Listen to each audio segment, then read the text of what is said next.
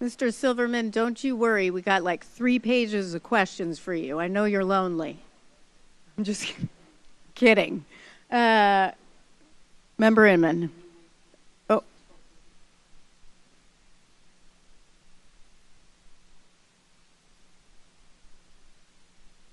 Okay, Member Inman. Thank you, Chair. Still going back on just cleaning up a couple of things from earlier in the day. And Ms. Chindy, you had, sorry, I thought I'd get your attention first. You had mentioned that the arrivals change was made in 2019, the last time. Is that correct? That's correct. Did it go up or down? The main rate, 36 stayed the same. The adjustment came with weather conditions, changing weather conditions. So it's went up actually with those. So it used to be 36, 32, 28, and now it's 36, 34, 32, and 30. And I mean in the Nord configuration. Can you just define 36, 30, those numbers for me? I know it's parlance and air traffic control language. All right. So in VFR conditions, it is 36 arrival rate. In marginal VFR conditions, it is 34 arrival rate. In what's it next?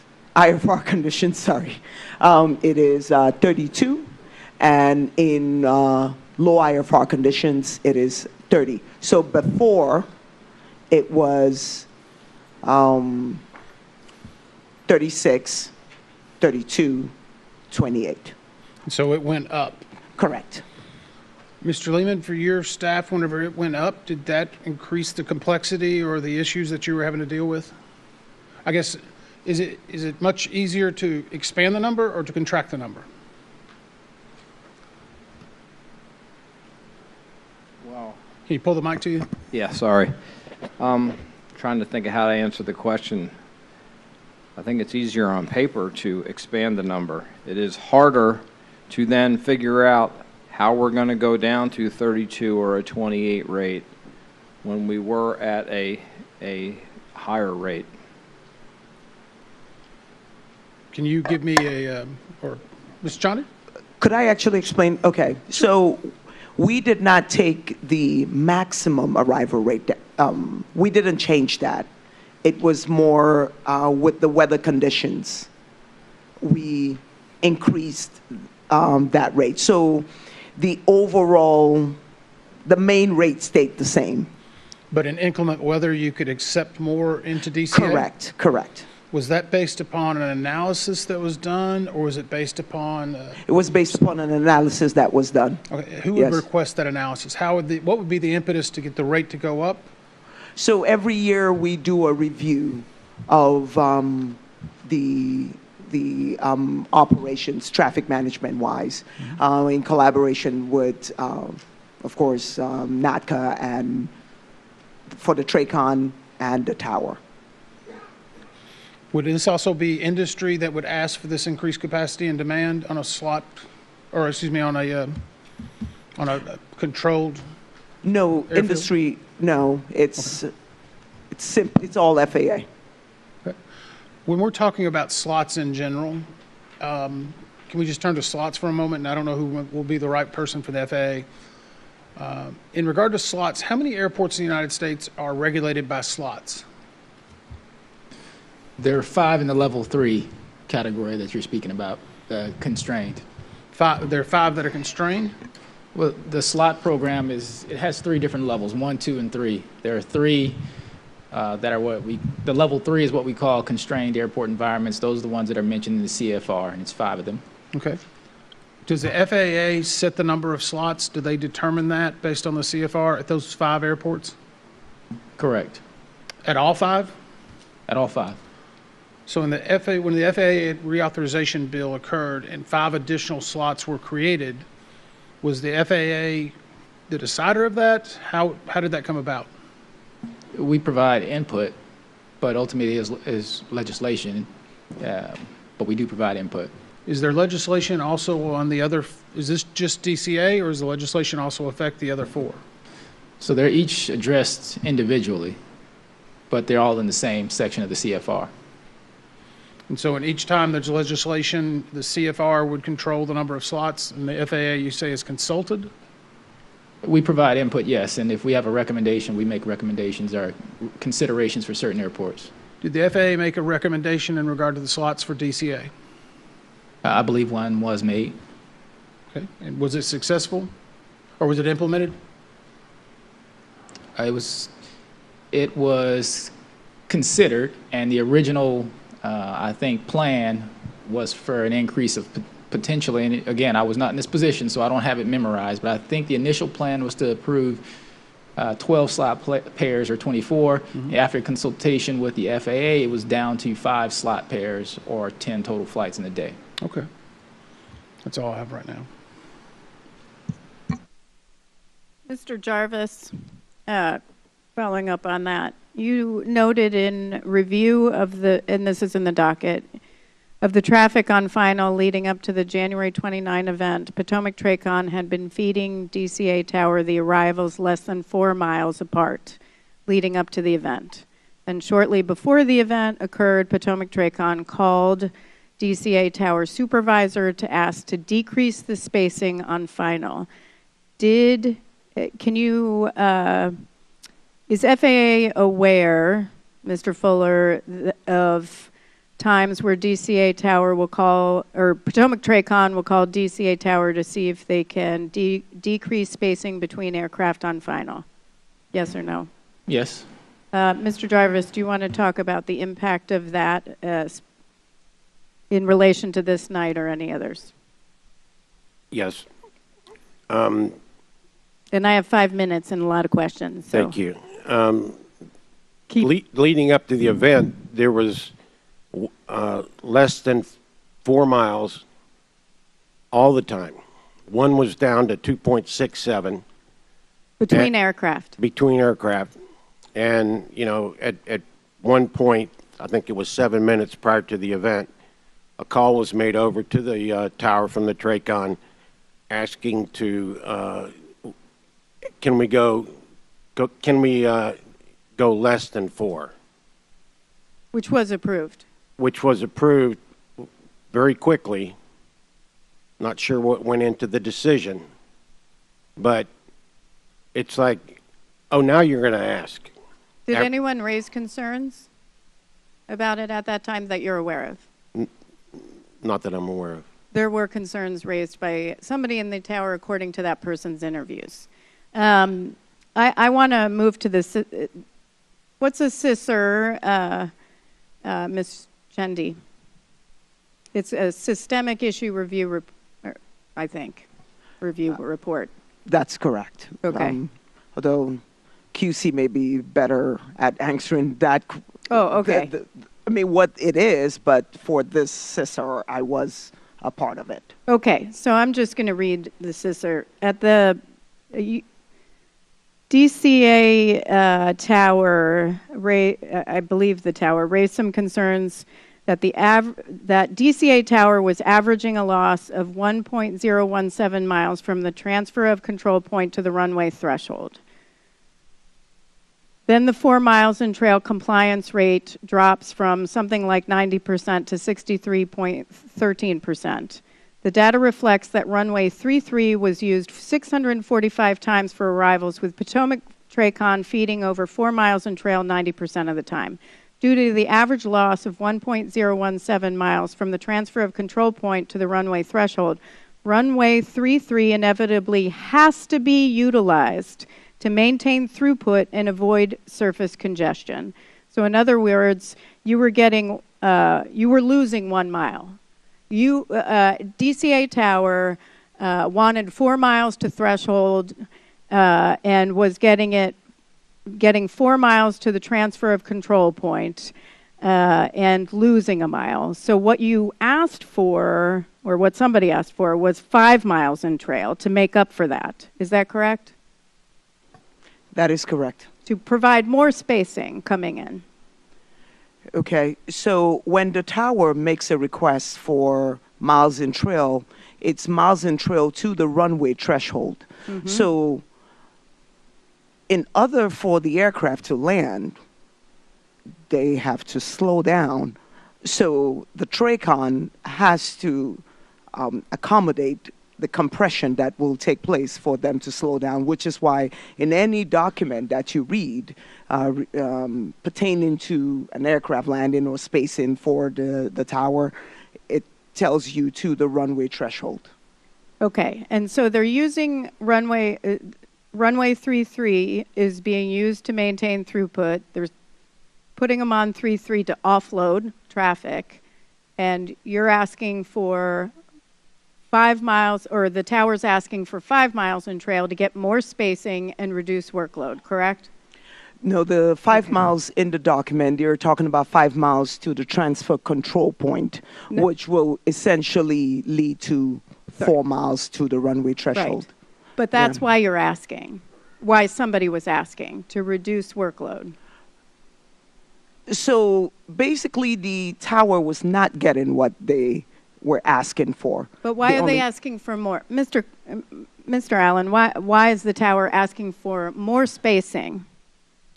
For more spacing to, I mean, like we discussed previously today, operations have to be prefaced with an immediate or prepare for an immediate departure or be spooled up or utilize the off runway. And it's because we lose the spacing interval on final. Right. And so I'm just going to ask this one question and move to Member Graham. What's the status of this request? It said concur and elevate. What happened to it? When we completed it at DCA and concurred and elevated, it went to the Eastern Service Area, and that's all the more knowledge I have. Who's here that represents the Eastern Service Area? Okay. So whoever the specialist was at the time, which wasn't me, would have worked with our NACA counterpart, and they're here, and would have determined, can we work this issue out? If not, then we elevate it to headquarters. And that's where that was it. I don't know what the status is Okay, we'll today. come back. Does Mr. Stowe know at all? Or does anyone else? Yeah. Okay. All right, hold on. Member Graham. Thank you, Chair. What's the primary duty? I think this is for Mr. Allen here. The primary duty and responsibility of the helicopter controller at DCA Tower. What is our primary duty or responsibility? To separate helicopters. BFR special or BFR helicopters from landing and departing traffic. Yep. At DCA. Yes, sir. So, so the local controller, what's their primary responsibility? Their primary responsibility is to separate the fixed-wing aircraft arriving and departing the runways. Okay. So maintain their separation and ensure you get traffic in and get traffic out, correct? Yeah. Okay. So, and I was looking, and most of them, it looks like the most important duty for everybody is ensure separation of aircraft, Correct. Looking at those responsibilities. So when you combine the local controller with the helicopter controller as one, what takes priority? I mean, obviously ensuring separation, but is it getting aircraft in and out or keeping the helicopters? Is there a priority there, or is it just do all of it? It would be situational, so we train to work runway out. Working on your runway separation, looking at the intervals on final, your departures, and also scanning your helicopters. So it'd be situational on where the priorities would fall. Okay. And that night there was a assistant local controller. Correct. Would that controller be helping with both of those duties also, or just the local control position? No, they would be assisting as well. Assisting well. Okay, thank you. We talked a lot about a deconflicting aircraft on Route 4 already, but I've got a little bit of concern looking at the number of close calls north of the airport. It looks like there were a lot of close calls, Memorial Bridge up in that area to the north for maybe different flow of traffic, landing 19. What are controllers doing to deconflict traffic, helicopter traffic on Route 1 at the north side there? One of the mitigations from the safety data that we had within the facility, when we made the helicopter chart changes in 2023, I believe it was June of 2023, was we amended the boundaries of Zone 1 and Zone 2, as well as Zone 5, to have helicopters operate further from the final approach course for runway 19. And in addition, we added the Cambridge transition, which is further northwest up the river, to allow the helicopters or the controllers to issue an alternative route to move traffic from being in the close, dense area of the immediate vicinity of the airport out further. Has that been effective? Yes, I believe so. Okay, thank you. Chief Warrant Officer Van Vechten, you talked about picking up traffic when you're coming down Route 1 to Route 4 with or without MVGs. I'd like to know how easy is it for you to be able to pick up traffic at, say, Memorial Bridge, and if there's traffic just south of the Wilson Bridge? At Memorial Bridge, I'd be at 200 feet. So aircraft landing runway 1 would be high on the horizon, so easy to silhouette upon the sky. Depending on how much traffic there was, you could see 5, 6, 7 stacked up in the distance. So it would be relatively easy to see traffic landing runway 9. Okay. So silhouette, can you tell aircraft type? No. By silhouette, I mean put the light of the aircraft above the horizon where it's not blended in with the ground lights. Okay. So you're just seeing lights out there at that distance? Correct. And if there is 4 or 5, I cannot tell which one is closer. All I see is a cluster of lights. You see a cluster of lights. Okay. That's good to know. And that's with or without goggles? No, without goggles, it's very difficult. I might be able to pick up an anti-collision light, but it's much more difficult to acquire targets without goggles. Okay. Looking at the tape and everything of the accident flight, it looks like when the call was made for the traffic from the tower to PAT 25, it looks like the helicopter was heading a easterly heading, somewhat towards the tidal basin. I mean, if it was easterly, it'd be only momentarily. It's a primarily southern route. So, I mean, you would have to turn the aircraft east a little bit to the right, and then a western turn to the left. But it's very minor. It's almost a due south heading. So, when looking for that traffic, what position would you be saying? Out to the right side, 45 degrees? In vicinity of where again, sir? When they make that turn towards the tidal basin from the Memorial Bridge? It'd be the 1, 2 o'clock high. 1 to 2 o'clock high. Okay. All right. And as you proceed down the wharf area towards Haynes Point, would it be any easier to break this traffic out with goggles and without? Yes, it would be, definitely easier with the goggles, but it would be easier after I rolled out on the wharf because now I'm in a level, flat profile, and now I'm not in a turn because it is harder to detect targets while in a turn. Okay. Now, if there was traffic off the left side, there's some elevation change there also of the city on the east side of the river. The lights would come up a little bit. Is that a factor? That's correct. There is rising terrain in vicinity of JBAB, Joint Base Anacostia Bowling. Okay, so would that make it more difficult to pick any traffic off the left side then? Yes, definitely, especially at that altitude because of the rising terrain. Okay. And let me go back to picking up the initial traffic call. It would be probably picked up first by the instructor pilot in the right seat. How easy it would be for the pilot in the left seat to pick up that traffic? Whereabouts are you talking, sir? Initially in the Cabin initial John? turn, when it's the first call. At Cabin John, relatively easy. You're not.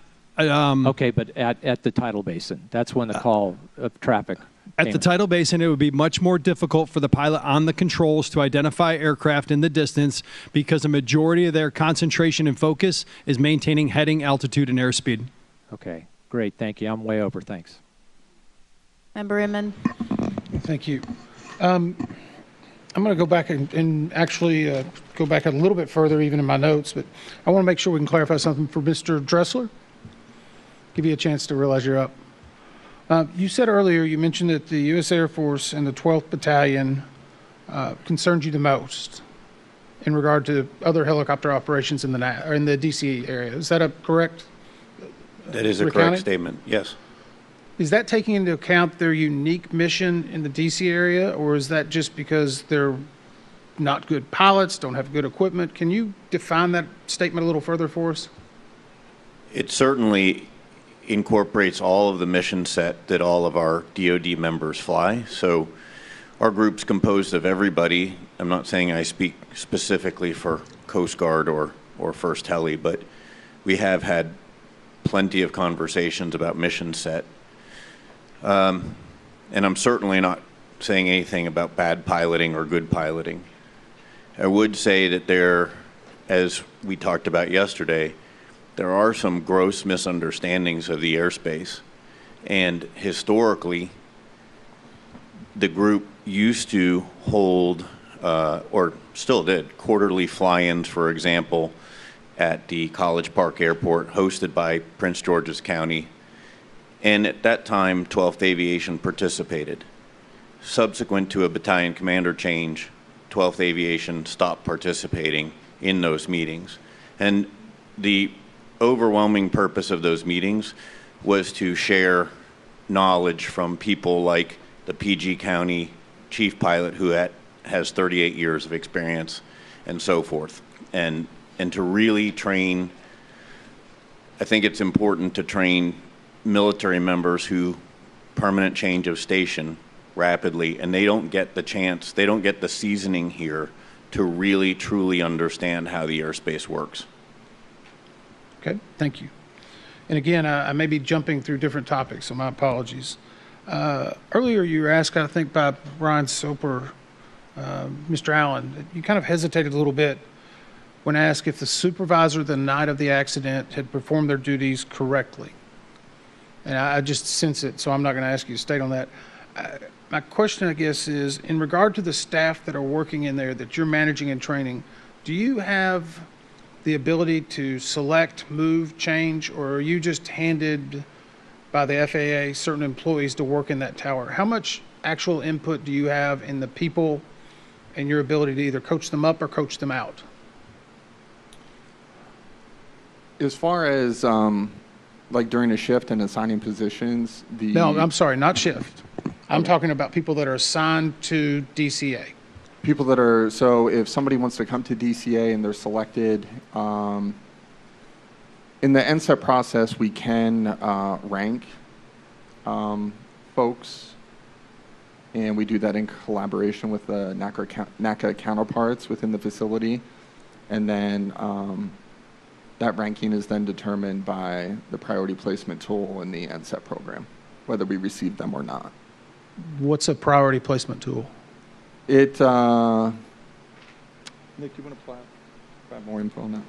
It's basically a tool that we have that determines the greatest need for employee placement. It captures authorized staffing, on board, number of trainees projected to certify, average time to certify. It gives us a ranking of what facilities have the greatest need for support. Okay. And you actually, Mr. Fuller, mentioned earlier that DCA Tower had been, I don't want to use the word adequately, but it had been historically very well staffed based on the numbers that it was approved for. Correct. At the time of the accident, DCA was authorized 28 controllers. They had 25 CPCs, which are certified professional controllers, and additional 3 were in training, and 1 was pretty close to certification. I believe it's still expected to occur next month. So of the 25 that were on board, how many were actual operational? To my knowledge, there was only 1 that was not at the time. Okay. So my next question is, I guess in this regard, why is there so much on-the-job training that's, Mr. Allen had talked about, this constant need for on-the-job training? Is this recurrent training? Because we noted a lot of people that were ITs that were in training or that had not been fully certified with the positions. I guess my question is, how much churn, while they may be meeting the number, you know, certain employers may say we have 100% turnover. That's because they may hire somebody 3 or 4 times for one position in a year. How much churn was happening at DCA? It's traditionally the controller workforce is a little different. I would say, and I'm probably dating myself a little bit. You start at a facility, you work there your entire career, and you retire from that facility. Now you've seen it's not just controllers, but with the workforce in general, people are more willing to move to different locations, try out different cities. And so it has led to an uptick in the specific number of trainees where maybe someone lives here for a while and they want to go to New York and try and work in New York for a little bit. And I realize that maybe for the NAS, but Mr. Allen, you've been there 10 years? 12. 12. Have you seen the amount of churn increase, decrease? It has increased over time. Initially, when I got there, there was a group of controllers that were approaching retirement age and in the process of retiring. And with that, we had received new controllers to backfill for that. But as time continued, we've had people have jobs before they were even certified to go to another facility. We had people that certified and they were already released to their next facility. So there has been a frequent movement once folks get certified. Does that increase operational risk for that tower? You lose the, we do have a fair amount of controllers that have spent a majority of their career there, 10, 20, plus years. And you lose that institutional knowledge, you lose that institutional experience, and that evolution that just comes with time.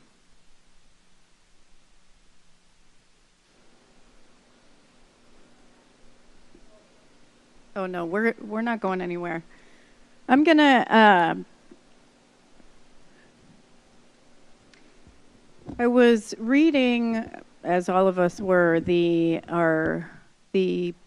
NTSB's ATC Group Chairman's factual excellent job, folks, which said on page 33, quote, "There's considerable confusion and a series of corrections and updates from FAA regarding the staffing numbers at DCA Tower, both authorized and on board at the time of the event.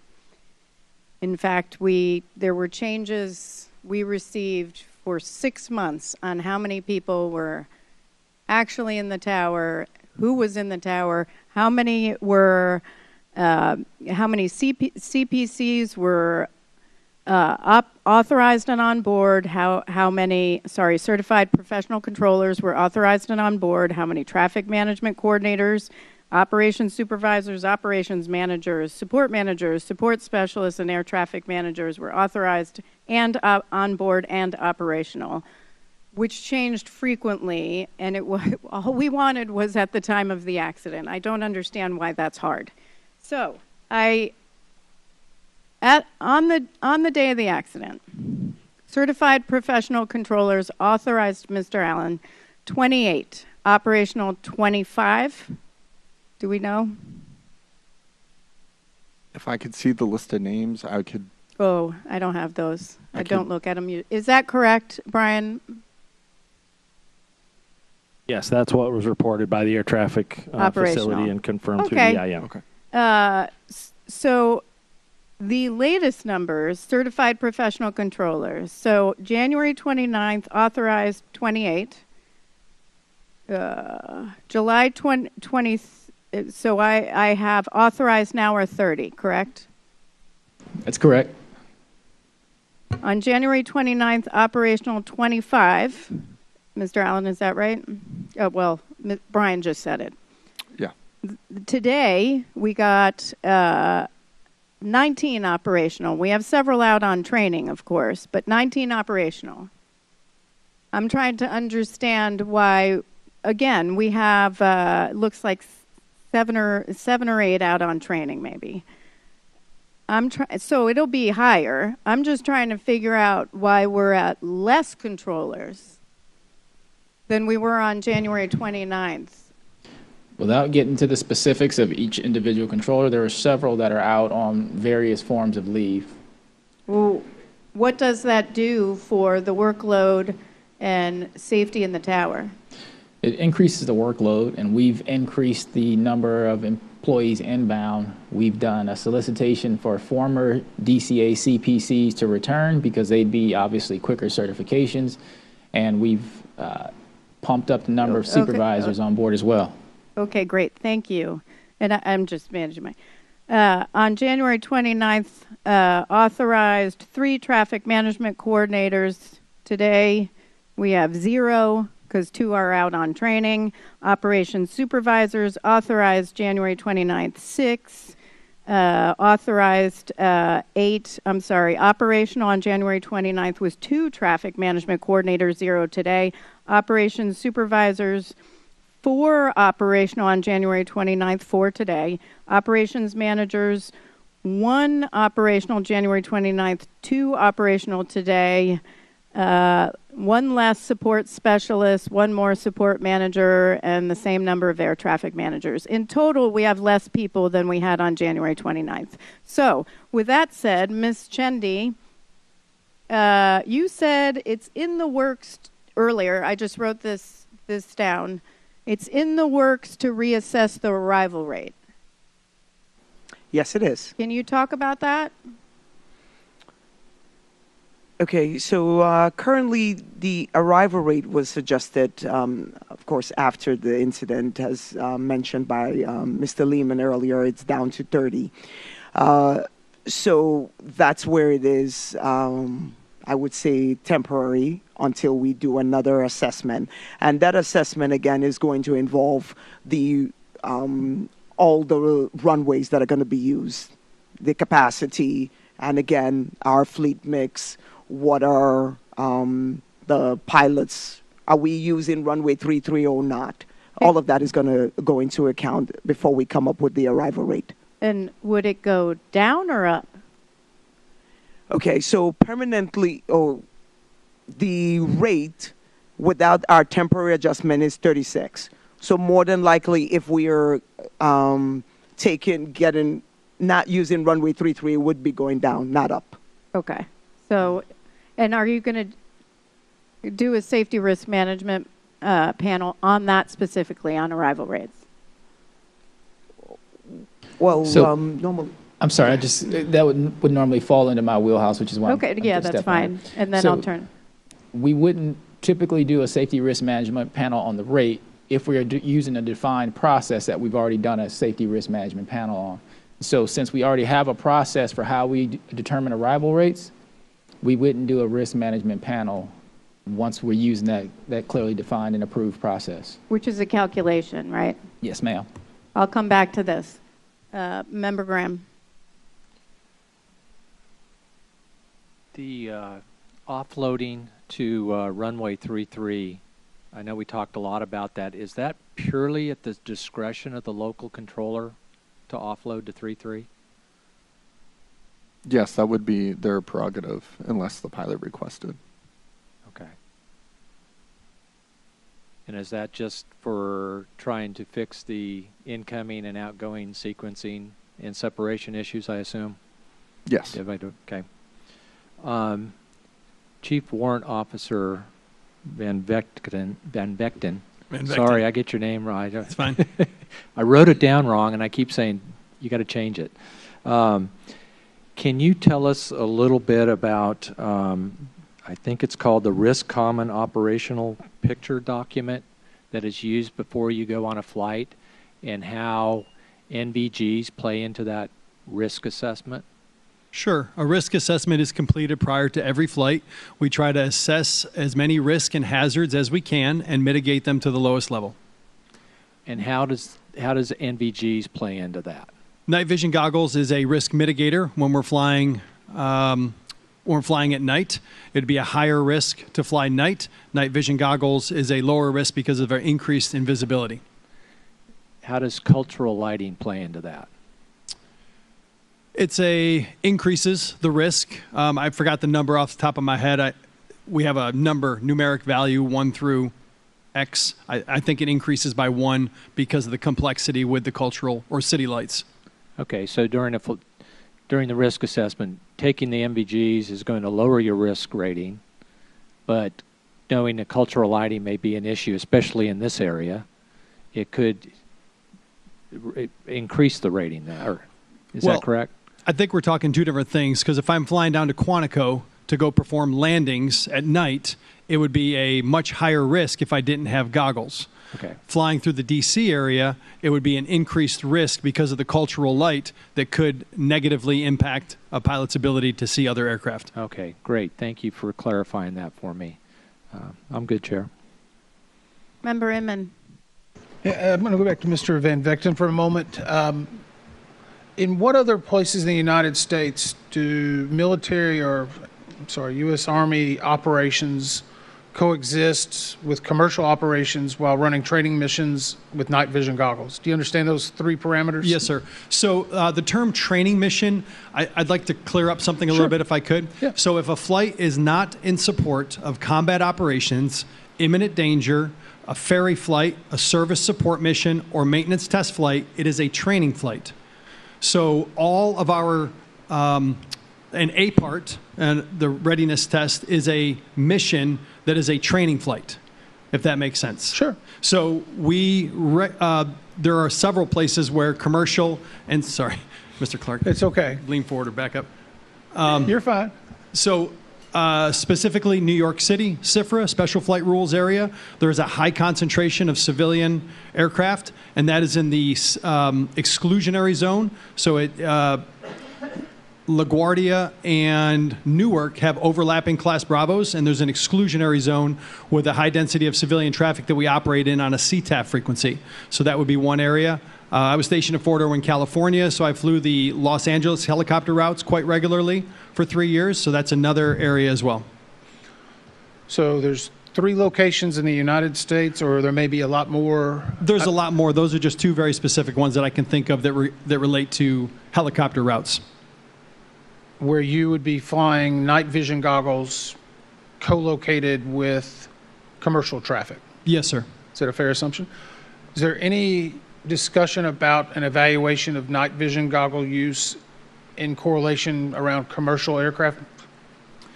Yes, of course. I wish we had the type of mission set where we could go point A to point B and avoid all civilian areas and just go down in Quantico's training area or AP Hills restricted MOA area. But unfortunately, what's that? MOA? MOA, that's right. Military Operations Area, sorry. I'm just trying to get you past the acronym. But unfortunately, our mission requires our crews, their crews, I'm no longer part of the unit, I PCS last summer, requires their crews to be intimately familiar with their routes because they are forward deployed to their battle space that they're expected to operate in the worst of conditions. And the worst of conditions is night NVGs in a highly densely populated area. Understood. Like I said, I'm going to jump through a couple different categories. Can we pull up I know, Kat, you had this at one point. Mr. Fuchs, can we pull up the notification, Kat's notification? We're going to go back to this if we can. This is, I think, I say Kat, she had been asking about this drug and alcohol testing, and I think, Mr. Fuller, you explained that when is it determined that it's actually an event that would require drug and alcohol testing? So there are certain parameters. Again, obviously, a fatal accident, significant damage. We even have parameters for an employee being injured or some. There are a few categories. So it's after that occurs that you determine if these guidelines are supposed to be. Correct. Okay. When was the determination made that it actually required drug and alcohol testing? I believe it occurred, looking at the time frame up there, just after midnight, 12:15. My question is, and you've seen all the materials we have, how do you reconcile with that, with the survival and the response? And I apologize for the families that are here. It's in the docket, but I think it's important we talk about it. The first 2 victims were identified as fatal within 20 minutes after the crash. It's in the logbooks. It was reported through the NY Operations Center. It's coded in CAD. So 20 minutes after the crash, 2 victims that are fatal are already recovered. We have our first investigator on the scene who was close to the proximity as we all rushed there, was on the scene, I believe, at 9:45, roughly within the 1 hour. And at that point, there were already, I believe, 10 fatalities confirmed. I know the chair and I were on the 3-3 runway, and as I said before, I had to look over 21 body bags right then. How can you tell me that you released those controllers at midnight, but you didn't know a fatality occurred? So we in the air traffic organization don't have access to the same information that you do on scene. We rely on... We're standing on the runway. Yes, but we were not there in the air traffic organization. We were not. But your controllers, your staff, and your management are there. Our controllers were there. We had one manager inbound there, but we're not there. Where this place, the decision made, the director for Eastern Service Area Air Traffic Operations is based in Atlanta. He's not present here currently to make that decision, and so we rely on official notification. When that official notification, then we schedule that telcon. Part of that telcon entails us pulling radar data, voice data, all different things to make a determination on whether we need to do drug and alcohol testing for this employee. And I realize we sometimes have lessons learned, because, and I give you credit, we have not dealt with this in a long time. But was this the type of response that you would expect? Absolutely not, and we've taken steps to correct that.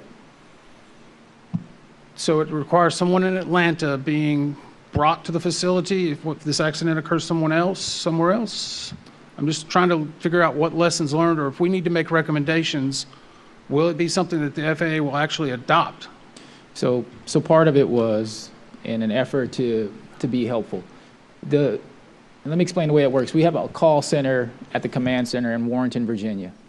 They take all the calls on significant accidents, incidents, occurrences. They're also the ones who would typically coordinate to get drug and alcohol testing going on. In this particular event, when we were notified of a crash here in the Washington, D.C. area, some of those investigators that would normally handle those duties went out to the facility at DCA to help with immediate on-site data collection.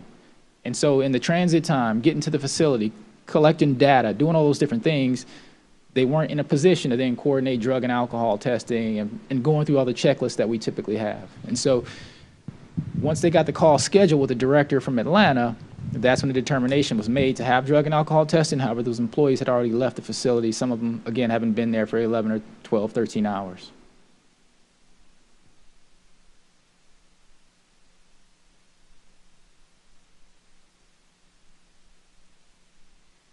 Alrighty. What are the 2 triggers, Mr. Fuller, for applying safety risk management? Safety risk management is something we apply all the time, but primarily it's when you introduce a new procedure or equipment, or you have identified an existing hazard within your current procedures or equipment, or something is identified through some of your SMS practices. Okay, so I'm looking at FAA's safety risk management process. E, page 9, FAA order 8040.4C, triggers. There are 2 basic triggers for applying safety risk management, SRM. The first is planned changes that control, generate, or affect an aviation hazard. And the second is the discovery of potential hazards or ineffective controls from the safety assurance process. So if there are planned changes to something, do you think reassessing arrival rates, I understand you have how you calculate it, that's laid out in your orders. Why would you think you would not want to assess any, to look at any potential safety risk caused by changing the arrival rate? Again, I think the important thing is we've identified that the process of setting these rates has proven to be safe. And since we've identified that that process has been proven to be safe and it correctly identifies any hazards and risk, we wouldn't therefore need to do a subsequent additional SRM. I'm wondering if others along the line here, maybe maybe not you, Kenneth, you might not have a view here, but others, do you have a view on that? The process is a calculation. Go ahead, Ms. Chendi. Okay, yes, the process is a calculation. If I could just say this about the rate, we could go through the process right now and come up with a rate of 20 for DCA. We could say that, but it would not do anything for the number of flights that come into the airport unless we actually put in traffic management initiatives to manage that demand. So I say that to say we talk about the rate. Really, the tower is concerned with the spacing that the TRACON provides them. And do you believe that's where the focus should be? Correct. And I mean, I read back to miles and trail. Say that again. Did you say miles and trail? Correct, miles and trail. And actually, the rate that my colleague provided as far as 4 miles and trail was what the tower requested. And well, that night, they weren't providing 4 miles in trail to the runway threshold. I reviewed it as well. And can I stop you right there and sure. ask, what were they provided that night? Less than that. Like 2.5, okay. 3? Well, they never went below 2.5. So it was more like 3 miles, 3.5.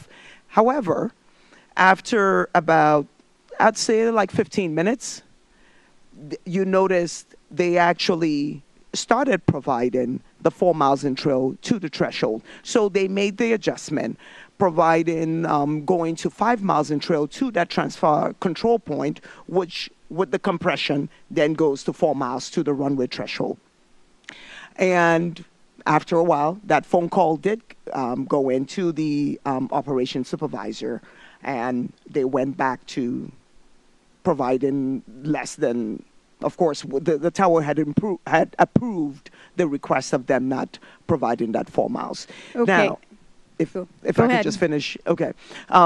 So I actually reached out to the TRACON and I asked, I was like, there is something interesting about what was happening here.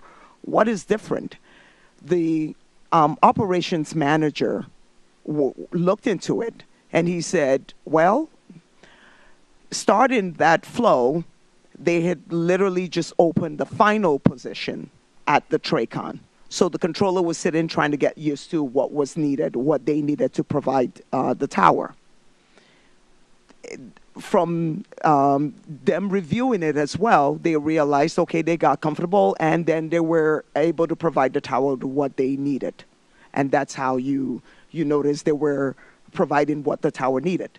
And after that, I'm guessing resource management by the operations supervisor at the TRACON, then from what was shared, the position got combined, the TRACON, and the restriction got canceled by the tower. Just trying to provide that extra insight there. Thank you. Member Graham. And just a couple quick questions here. Mr. Allen, do they ever offload to runway 4 or 22 at DCA? No, runway 4 is for departures only. Okay. 22 ever? No. Too hard to come around. I noticed that runway's closed right now till the end of December. At least that's what the NOTAM says here. I guess it just says to landing on runway 4, but takeoff and landing on runway 22? So runway 4 is only used for departures. Runway 22 is not really used. Okay. Yeah, I'm just looking at the NOTAM right here for today through December 31st, according to this. Assuming my application is right. I'm just curious. It will continue after in December. Then they'll just redo it. It'll remain a departure runway only and only runway 4. Okay, so it won't be taken into account to the arrival review, right? Okay, that answers my question. Thank you. I'm good. Member Inman. So I'll tell you what, Nick, you raised your hand. Mr. Fuller? Thank you, sir. I think I could help clear up something because I think it's a little bit confusion about what the arrival rate means. When we establish an air... Please don't. We know what it means. Thank you. But I will say I don't want anyone thought that we've not given them a chance to have their say. We've all sat here. So, Mr. Fuller, tell us what you want in the record. The arrival rate is the calculation on the average maximum that that airport can handle. It does not mean that that's what we're going to deliver every hour. It does not mean that that's what's scheduled. It's just a broad, perfect conditions. This is what the airport can handle. So for DFW, the arrival rate is 114. We may only schedule 80, but it's still advertised at a 114 so that everybody knows the best peak conditions, this is the max that that airport can handle.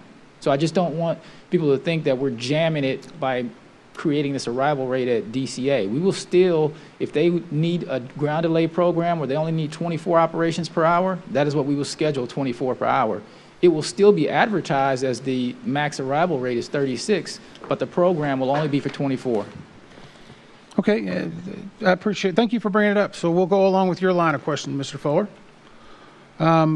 You talk about their needing that. So this is in 2022, and what I'm citing is, it's actually in the docket, it's Office of Government and Industry Affairs memo to the Air Traffic Organization. I guess it's a big group. They had done an analysis in regard to the FAA reauthorization. The DCA had the 5th largest number of ground delay programs and ground stops in the NAS.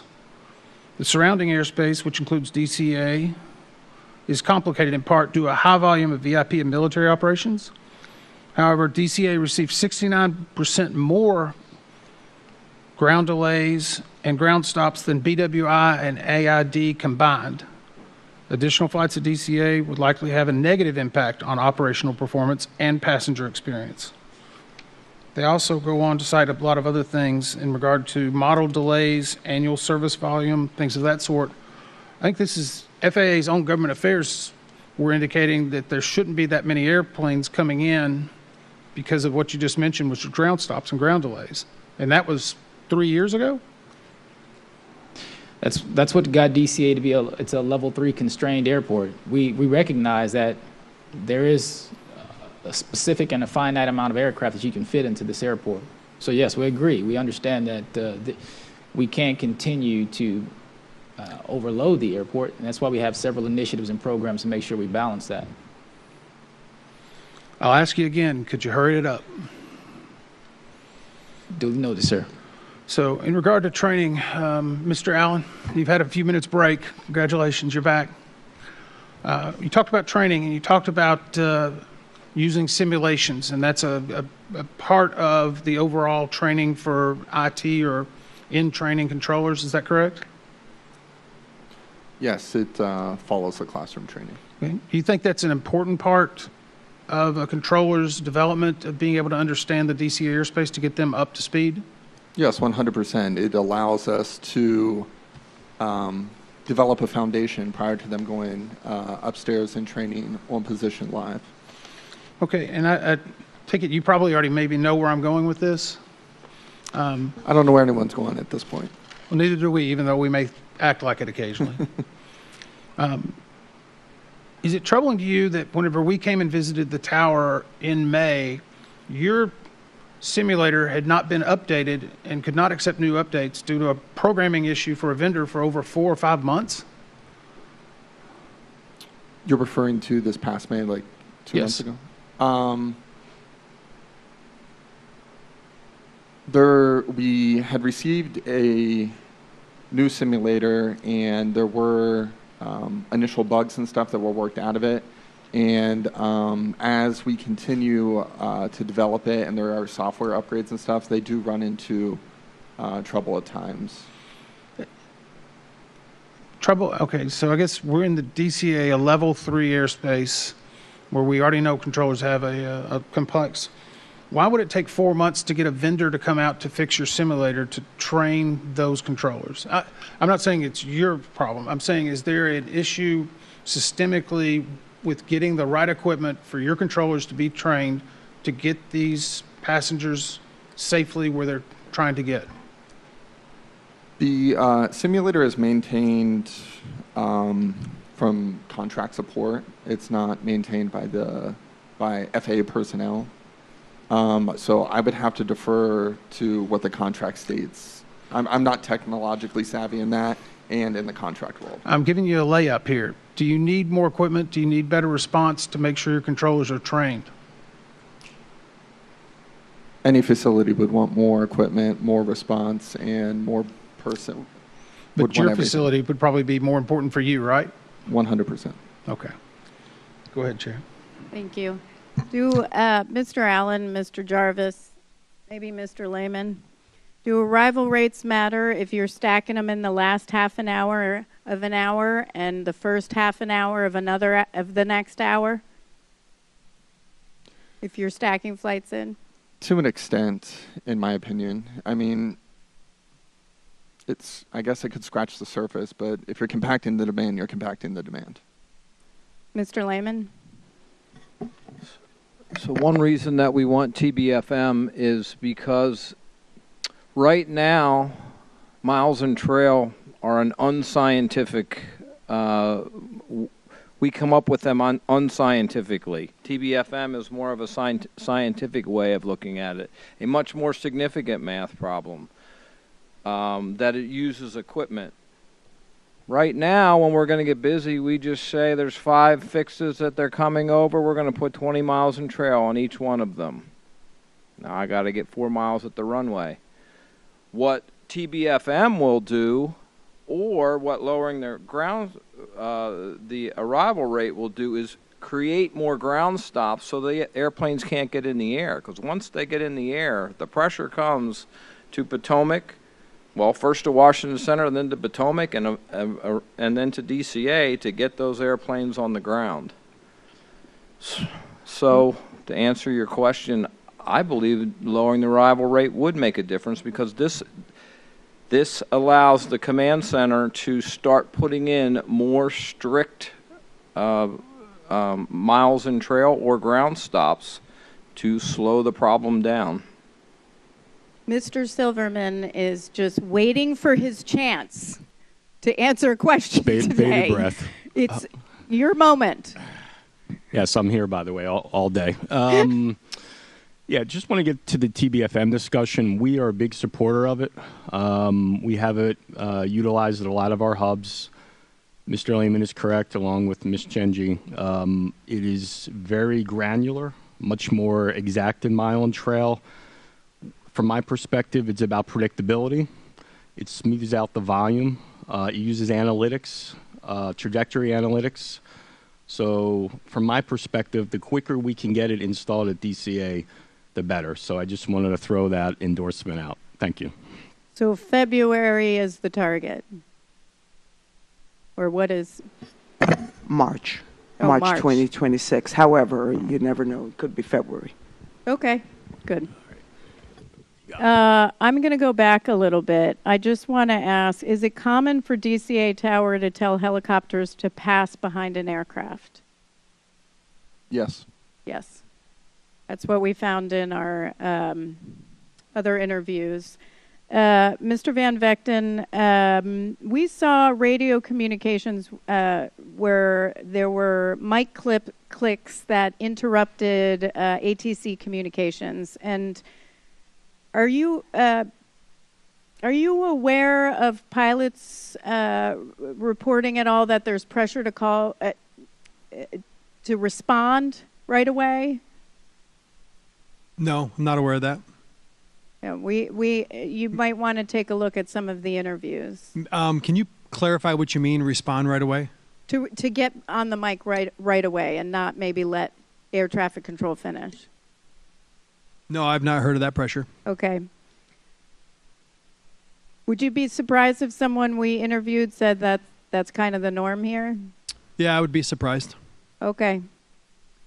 Are there concerns about communications in with the tower, Mr. Allen, or anyone else with communications between DCA Tower and PATS?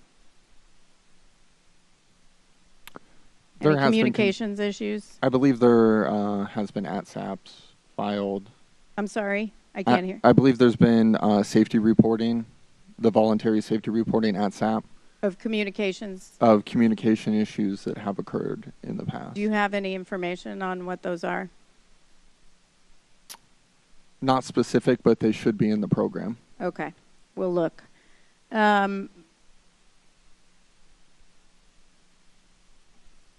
want to ask a question on that? Okay. Oh, the ATSAP report. We can't see those. Even when they're de-identified. Member Graham.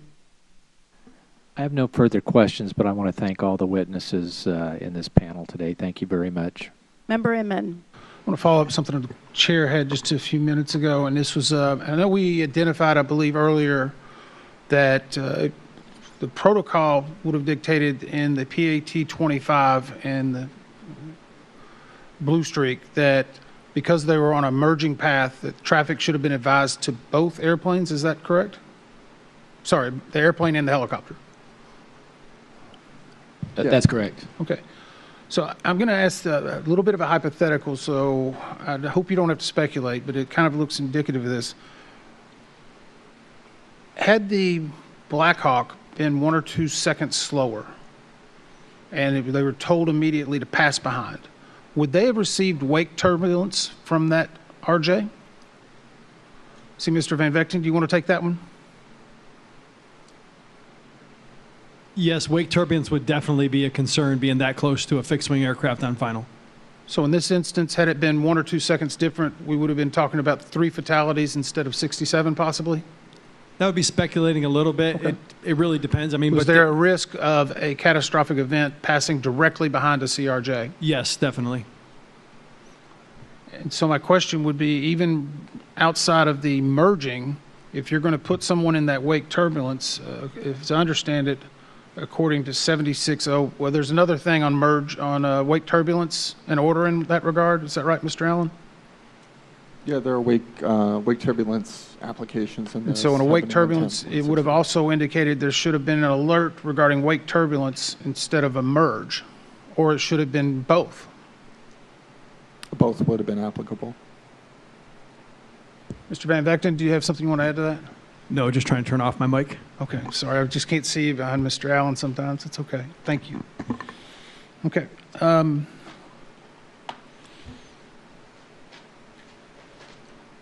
Just going to go down to a couple of other questions here.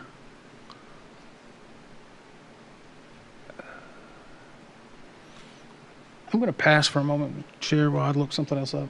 Sure. I am going to go to Mr. Van Vechten. And who was the pilot in command for, not who, instructor or pilot flying? Who was the pilot in command for this flight? For this flight, the pilot in command was the instructor pilot. Okay, and who was, by position, who was the pilot on controls, and what does that mean? Pilot on the controls is the pilot flying the aircraft. Okay. And when they're flying the aircraft, they're looking outside? Primary focus should be outside, that's correct. Okay. And so the instructor pilot in this situation is responsible for monitoring the altitude and airspeed, as well as clearing aircraft and monitoring for the tower and making radio calls. Yes, the pilot on the controls will also cross-reference their altitude, but the pilot not on the controls typically will be making the radio calls and maintaining airspace surveillance. But it's not unusual for the pilot on the controls to be doing both. And what are the responsibilities of the crew chief? Crew chief's primary responsibility is to maintain airspace surveillance and assist the pilot in command or the pilot with any other duties that may be necessary, such as completing a fuel check or possibly even making a radio call. Okay. And between the pilot on controls and between the instructor pilot and the pilot flying, who is responsible for scanning for traffic? Both would be responsible.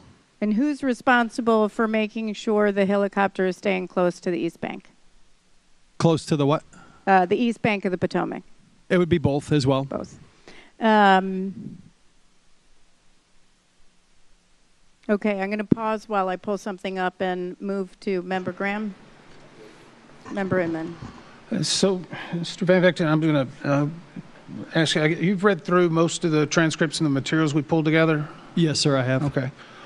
In the flight for the PAT-25, at one point, and I want to make sure I'm getting the right terminology, I'm going to call it left seat and right seat. Is that okay with you? Yes, sure. The left seat is flying, and they're coming down to a transition point, and they turn right instead of going straight. Do you recall that? Yes, vicinity of Cabin John. At Cabin John, they took a right, but they were supposed to be going straight. Is that correct? That's correct. Also, at one point during the CVRs that we downloaded, the left seat indicated that that person had a little bit of dizziness during that flight. So, do you recall that? I don't remember reading about dizziness. I got dizzy for a moment, I believe. I don't recall that part. Recorders, do we have that?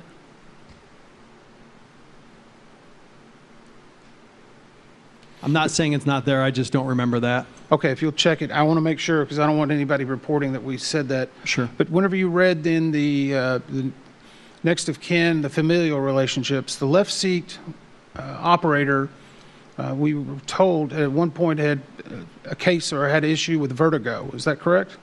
That's correct. Is that concerning to fly night vision goggles with someone who is having vertigo or had vertigo in the past? Does that create an additional layer or an additional complexity for that person to operate? Yes, if they continue to be affected by the spinning sensation of vertigo. Would that be something, if you're in the right seat and you're evaluating, if you see these things start to happen, you're making a wrong turn, would you suspend the flight during that out of safety? I mean, it's situationally dependent, depending on how bad it is. But if I've flown with pilots before who've thrown up while performing combat maneuvering flights, so I take the controls and terminate the flight. Okay. What about if they were to go goggles up? Why did they go goggles up? No, if they would go goggles up, does that terminate the flight? I mean, if you announce, hey, I'm going unaided for a minute, which I will sometimes do on the DC Healer routes, I wouldn't do it on Route 4 because it's a much lower altitude, but in a zone transition, possibly, I'll flip the goggles up just to get a little night unaided time and visual acuity. But that wouldn't terminate the flight if they had a reason. Was there an expectation bias that they needed to run this entire mission with night vision goggles, even if they were getting into a traffic area? Would that have had a detrimental outcome to the flight itself? No, typically for A-part evaluation, specifically the MVG standardization combination flight, I like to log a little bit of night unaided as well so that I get all modes of flight during the evaluation to evaluate the pilot. Okay. At any point during this flight, did you hear them go goggles up? I don't remember reading that. Okay. I think we've read it. We never saw that, which would have been an indication that NVGs were not in use. Had they would have announced someone, right, goggles up? And I only read it from Cabin John to the incident. Okay. I think we can check it a little further, but it will be in the transcript. Sherry, do you want to go back to your question? Yeah, Mr. Van Vechten. And again, this is very sensitive, so but we do have to talk about it. Does the Army have any evidence, or have you seen any evidence in our docket that the Black Hawk pilot who was flying failed to heed a directive from their pilot instructor to change course? So the wording and terminology that I'm assume you're referring to is they want us to come a little bit more left. Sure. So that statement is much different than come left. So it would not be uncommon to have a discussion in the cockpit to query each other to see what ATC is talking about, especially when you receive a confusing radio call such as, do you see the CRJ? They were probably saying, yes, I see the CRJ lining up on runway 1 for landing. It's no factor. Why are they questioning me again? And so then it is possible that the instructor pilot said, well, maybe they want us to come a little bit more left to clear up, to get further away from the final approach course of runway 1. But that's much different than saying come left. Right. So what happened actually at 20:47:41, Pat DCA Tower says Pat 25 passed behind the CRJ.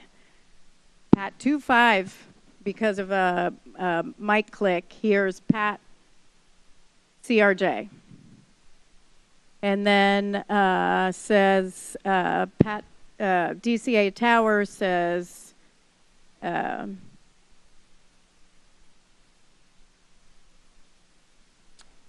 actually, you hear Pat 25 has aircraft in sight, request visual separation. DCA Tower visual separation. Then you have the pilot instructor, and I'm trying to take out words here about individuals, so I'm not stating who it is. So the pilot instructor says, all right, kind of come left for me. I think that's why the local controller is asking. And then the pilot flying says, sure. The pilot instructor says, we're kinda, and the pilot flying says, okay, fine. The pilot instructor says, out towards the middle. And then that's it. Is there any evidence to suggest so far that the pilot flying failed to listen to that directive from the instructor? It sounds like the response was not immediate enough, and flying over the middle of the river is not typical. We typically hug the shoreline, so I don't know why they were a little bit further west than the route that we normally fly, hugging the shoreline. So they probably just didn't respond fast enough to the commands. So it's actually 2 seconds. That entire that was 2 seconds. That's not that long. It's not long. It's not at all. The reason I'm asking is there was an article that said in the final seconds before impact, the pilot instructor told the pilot flying that the air traffic controller wanted them to turn left. And again, I'm trying to take out. Turning left would have opened up more space between the helicopter and flight 5342, which was heading for runway 33 at an altitude of roughly 300 feet. But there is no indication that they ever turned left. Instead, the helicopter flew directly into the jet. I think, you know,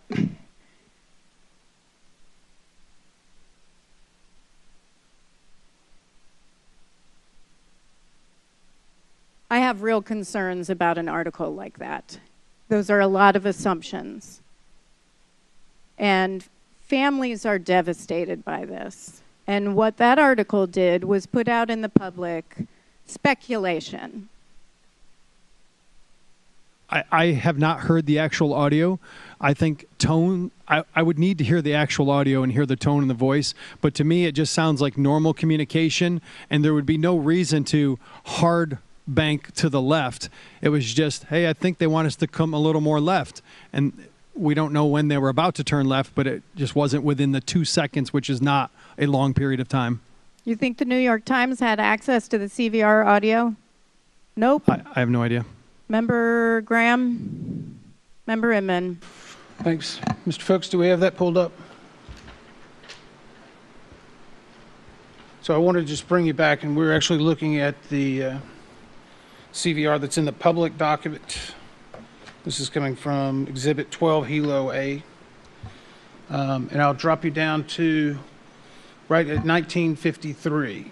I don't know about you, but I'm feeling a little dizzy, like looking down and around with the winds or whatever it is, but not too bad. Is that coupled with a wrong turn at Cabin John, two factors that would cause concern as an instructor pilot? Yes, it would heighten my sense of awareness for sure. And I don't want you to speculate on it, but that coupled with knowing additional medical information about vertigo could be concerning? Yes. Okay. Go ahead, Joe. Thank you very much. All right, I'm going to switch gears for a second and talk about ADSB in and some of our recommendations at the NTSB. We've had recommendations on ADSB in for nearly 20 years. I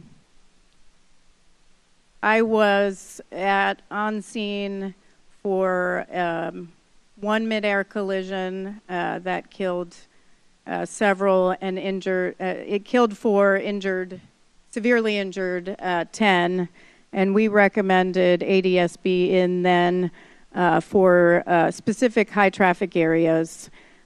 Certainly for air tours, it's a little bit different. But the response from FAA on June 26, 2023, when we again, after numerous years, recommended ADSB in and out, actually, said, we determined that our current ADSB requirements adequately address the needs of aviation safety and will not pursue any additional ADSB requirements at this time. So for about 17 years, if not more, we have FAA not requiring ADSB in, pushing back. So I just want to ask the FAA, and again, that was 23, so we're in a different place now. So, Mr. Fuller, do you know, does the FAA support requiring newly manufactured aircraft registered in the United States be equipped with ADSB in? I don't feel I can speak for the entire FAA. I'm here representing the Air Traffic Organization. And so certainly for Air Traffic Organization, ADSB in and out helps us, but I don't know from the AVS side of the house or what their position would be. Is there anyone here from the AVS side of the house? No, ma'am.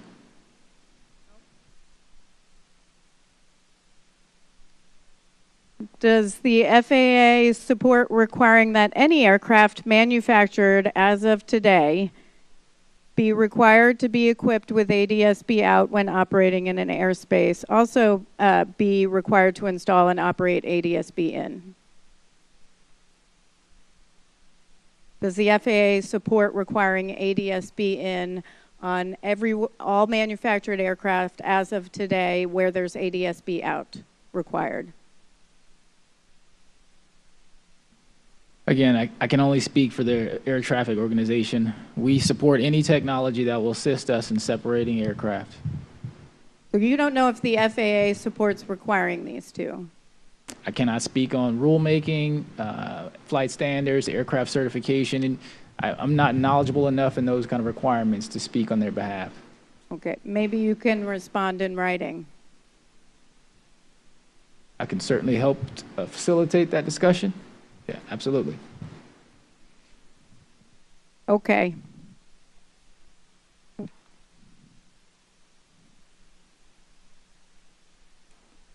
Member Graham. Member Inman. While you're facilitating a discussion, I just want to have one follow-up from Mr. Allen. Can you take it as a due-out that we would like to know the percentages and the amount of times that the helicopters' positions were combined and decombined? Is there a specific time frame? Mr. Soper would probably say since its inception, but we will be happy to parse it in. Mr. Soper, what would be helpful for you?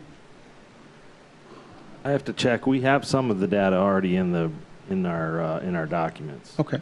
I just want to get an assurance. We don't want to make you do a lot of work for no reason, but I think it would be helpful for us to understand the frequency So I'll just leave that as kind of an open item if it's okay. Yeah, that's fine. Okay. Mr. Jarvis, I always try to announce if you haven't spoken a little bit. How many years were you an air traffic controller? I've been in the business 41 years. A little long in the tooth, too? A little bit. So your job the last 6 years with Leidos, why is Leidos hired to do quality assurance and to help the FAA? I was doing the job in quality control for 5 years prior to retiring. So it's a heavily tasked job.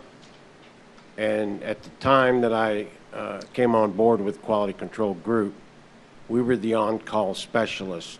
When an event happened, like the one that happened, we were the ones that would set up and organize and run the telephone conferences, things like that.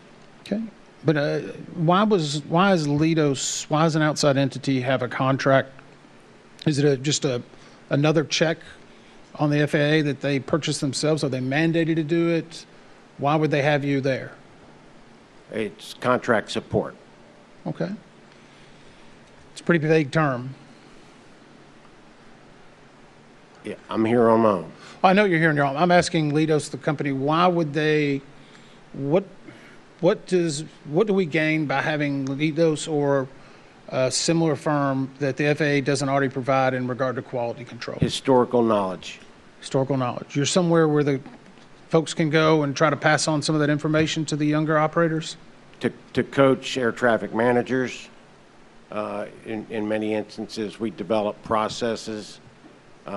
We go into facilities like DCA and help them get through difficult situations. I know you indicated earlier that you had been talking for several years about additional support that was needed, and you were finally just told to stop it? Yes.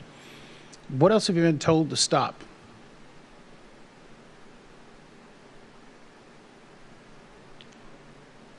Well, in June of 2023, I was managing or supporting DCA and DC Metro facilities. And in the dark of the night, I was removed from those duties. When I asked why, I was not provided an answer. I had managers calling me, asking me why, and I just couldn't give them an answer because I didn't know why. I had my Leidos manager asked why, and that conversation got difficult, I'll say, and we never got an answer.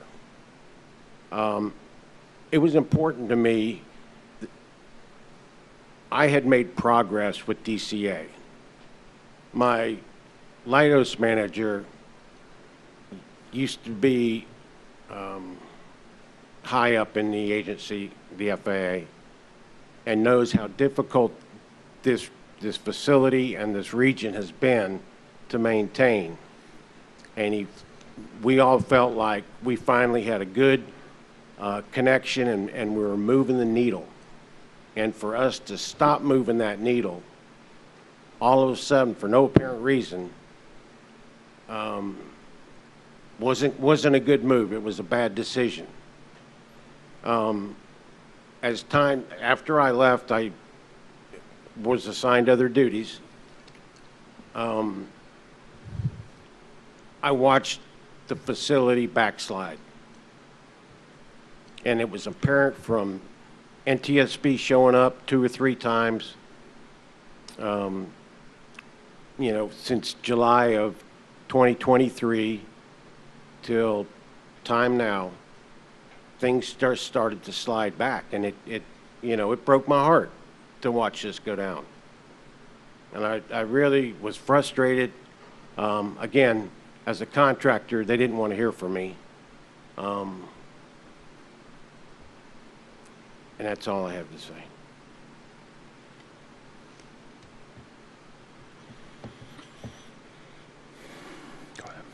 Okay.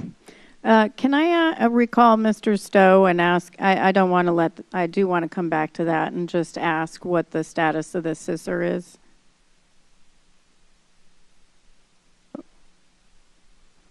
Sorry, I don't have the status of that. Oh, okay. Can you give it, can we get that for the record too? That would be helpful. Beyond concur and elevate what you're doing to, in response. So the scissor was about the miles and trail. And while we currently have the arrival rate reduced, we can't evaluate the scissor. So the scissor remains open. And what Mandy was speaking to earlier is we have a commitment to pull together the same entities that would evaluate the arrival rate, the procedures between Potomac and DCA, and at that point, then we would come back and put some kind of findings into the scissor. Okay. So right now, it's still with headquarters, SysOps Command. Thank you. Could I just add? Oh, yeah. That since the incident, we've done a review of the miles and trail that the TRACON has been providing the tower when the tower does make the request. And we are at 90+% of the time. Okay. They're getting the miles and trail they're requesting. We have done that review. Whatever they're requesting or the 4 miles?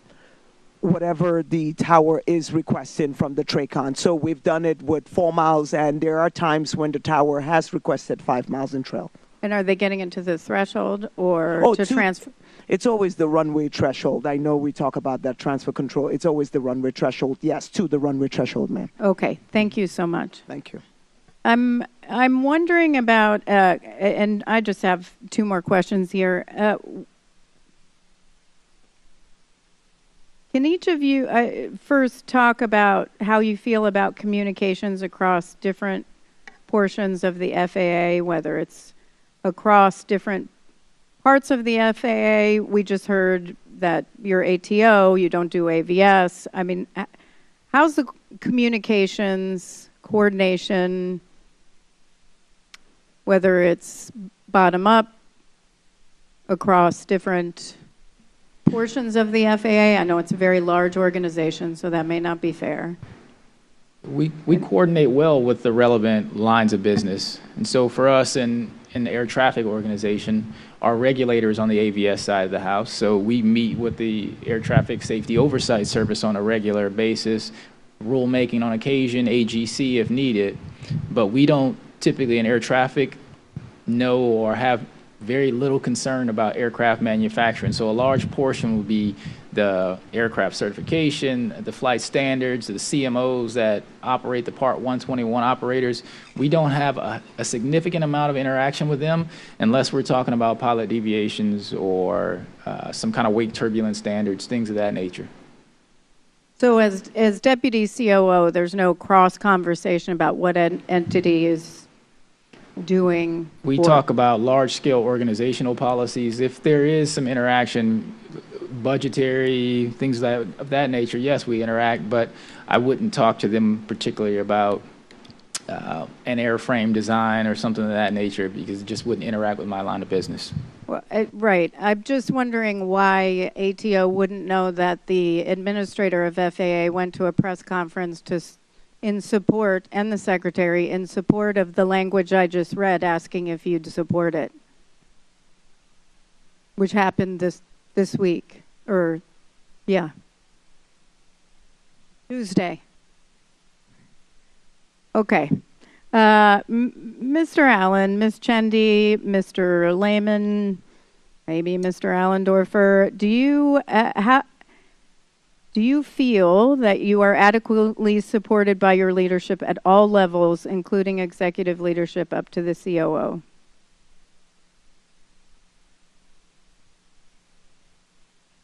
Who wants to start? We'll just go down. I get the mic first.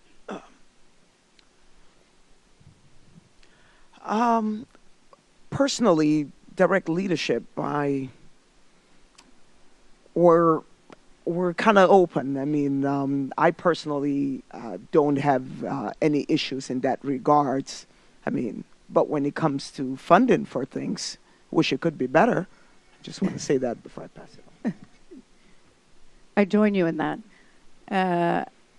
Mr. Lehman, I believe in the last 10 years, this is my opinion, that as traffic management and the command center has become more and more the face of the FAA, they have listened to facilities less and less.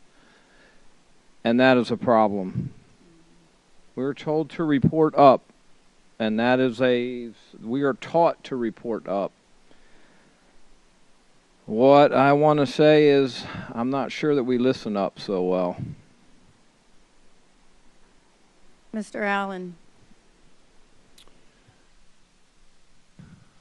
I would say that we need to get back into the facilities, listening to the facilities, nurturing them, supporting them in a productive manner, not just, attempting to place a policy in place or have stuff driven from the top down. The folks on the ground that are in the facilities every day, that are conducting the operation every day, are the key to the success. And we could find better ways to support them and nurture that process and make it flourish. Mr. Jarvis, I know you're not there, but from your time there. Yes, thank you. They need a lot more administrative staff.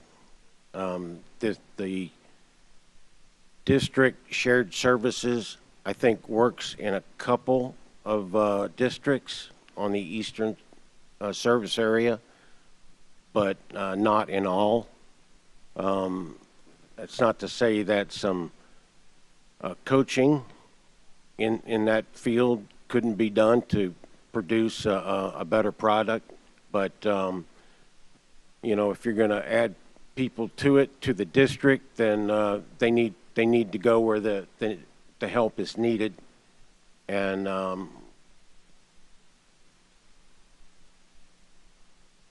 that's it for me. And we'll keep going down because Mr. Fuller, you have leadership too, so we'll go with just keep going. We're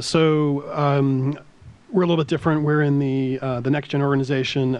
So our job is to do research and testing to support air traffic and support AVS and the Office of Airports and the other lines of business. We have two challenges. One is finding out what is needed from the other organizations. We can't do research on the right topics if we don't know what's happening. Trying to get consistent support from the operational side to tell us what are the questions you have, how can we help you, what information do you need from us. That has been a challenge, not just now, but for many years, as long as I've been there, really.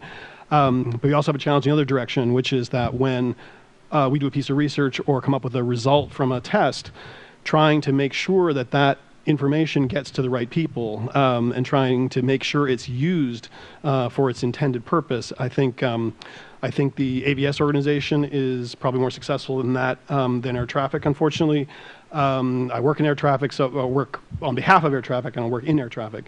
So over the years, there have been many cases where we have done a piece of research, often on behalf of air traffic, but by the time the research is completed, it doesn't get over and doesn't have the effect that we hoped it would, either because of a management change, priority change, just a communication problem, those sorts of things. So, Mr. Fuller. Yes, I do feel supported, of course. I do think the biggest challenge we face traditionally in the air traffic organization, especially when it comes to deploying systems, things of that nature, is clean, consistent funding. The big, beautiful bill obviously helps us out. And the reason why some facilities didn't get certain pieces of equipment is we had to make decisions based on budgetary constraints. And so having the ability to accelerate deployment of some of these safety enhancements certainly is a plus. Thank you. Member Inman. I just want to I'll go back to Ms. Chindy real quick. I just want to clarify something. You indicated your analysis, 90% of the time they were getting their miles and trail. Is that correct? That's correct. 90% of what time? Is that a 24-hour block? Is that during their pushes? Is that, how do you, because I can come up with the fact that I'm dressed really great 90% of the time. My wife could tell me it's actually half the time because I'm considering when I'm asleep or something. Okay. So we did a review starting in March of this year until, what month is this? July. And we made the request, or we did the review when the 4 miles in trail, when the tower is requesting 4 miles in trail from the TRACON. When it's a request from the tower? Yes, to the They get it TRACON. 90% of the time? Correct. The same, it's essentially the same review that was done that said 60% of the time the TRACON was providing 4 miles in trail to the tower. So basically, initially, where you all got the results from was we did a review from September to January 29, right? And we were reviewing the timeframes when the tower requested miles in trail from the TRACON. Okay. So since then, we've now done another review, of course, after the incident, after we've made Sure. And I also want to clarify, a lot of your discussion earlier was about the capacity at DCA is when they would actually, when they would use runway 33, Correct. the utilization of 33. Mhm. Okay, so I'm going to go to Mr. Silverman. You still back there? It's very popular. Right here. Do you ever evaluate your pilot's use of a runway or whether they accept or do not accept? Well, I can't speak to that within my role as ATM. I can just look at general use across the board at DCA for all of industry. I'm going to defer to the individual pilot groups on the, acceptance rate and use of offload runways. Because, okay, and earlier we were told that any pilot can reject runway 33. Is that correct, Mr. Allen? Yes, they don't have to accept it if it's requested. And everyone's brought in on 1. They're never brought in on 33, correct? If the pilot requested the GPS to 3.3, then they would be given that approach. But typically, they're sequenced to runway 1, and then the tower will offload to 3.3. I'm going to go back to Mr. Silverman. You're not done. You're actually a little better off than you probably were at the start of this day because of the length. So I'll just go with that. All good. Not really. But you evaluate that. Would that ever be a metric from an organization that you would tell your pilots or start using to say, we need to get more acceptance of 3.3? I wouldn't say, well, first, I closely coordinate with each flight department. I think there's a general understanding of the efficiencies of runway 33. But again, I leave it up to each flight department to message that and to implement it at their will. So I think there's a general understanding from all of industry on the efficiency game of it. But again, it's up to each individual flight department to decide how they message that, and then ultimately it's up to the pilot. So I'm going to go with this last question. I guess, Mr. Allen, if every pilot that's flying into DCA decides they're not going to start taking 3.3 because they don't feel it's safe, is that going to fix part of the problem? No, that'll create additional problems. In the miles and trail or in general or more ground stops? If we weren't able to utilize runway 33, there'd be multiple avenues that could be impacted. The ground congestion would increase. If you're not able to get as many departures out, that would increase. I'm sorry, on arrivals. So not, go ahead. I'm sorry, I didn't mean to cut you off, please. Oh, no. Can